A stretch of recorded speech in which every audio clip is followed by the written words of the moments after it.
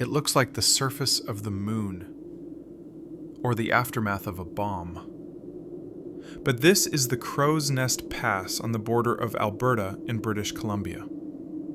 In the early hours of April 29th, 1903, something impossible happened here. 82 million tons of limestone broke loose. It didn't just fall, it flowed like water, moving at speeds of up to 112 kilometers per hour. It buried the eastern edge of the town of Frank in just 90 seconds. This is the story of the deadliest landslide in Canadian history, and the town that never saw it coming.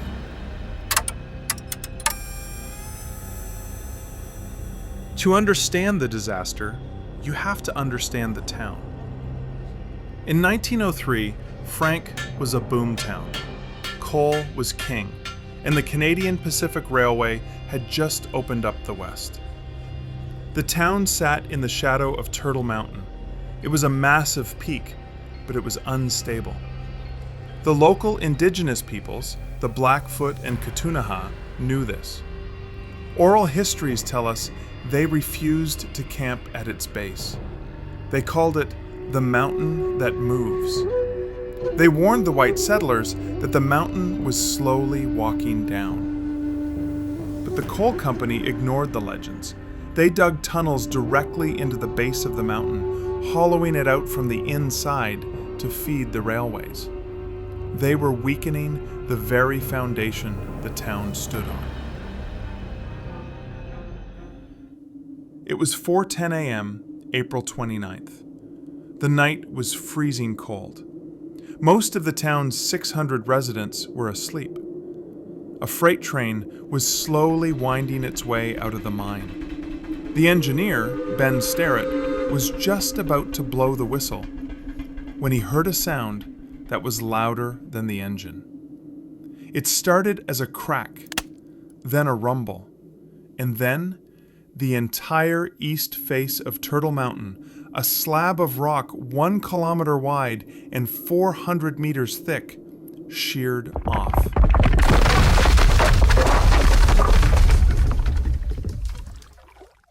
Physics couldn't explain what happened next. The rock didn't just tumble. Scientists believe it rode a cushion of compressed air.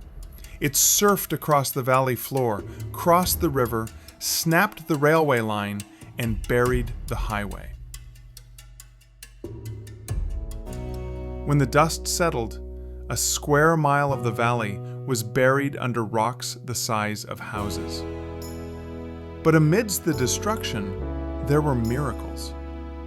Take the story of Marion Leach. She was just a baby. The slide destroyed her home and threw her out of her crib.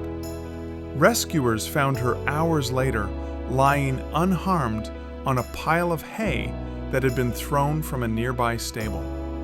She was the only survivor of her immediate family. Then there was Charlie the horse. He was found trapped in the mine tunnels days later. He had survived by gnawing on the bark of the timber supports and drinking pools of water in the dark. But not everyone was lucky. Between 70 and 90 people were killed instantly. Most of their bodies were never recovered. They are still there, buried 100 feet beneath the limestone. Today, if you drive Highway 3 through the Crowsnest Pass, you drive right through the graveyard. The highway cuts directly through the slide path. The town of Frank was eventually evacuated and closed down. Today, only the debris remains. And the scariest part? Turtle Mountain isn't done. Modern sensors monitor the South Peak 24/7.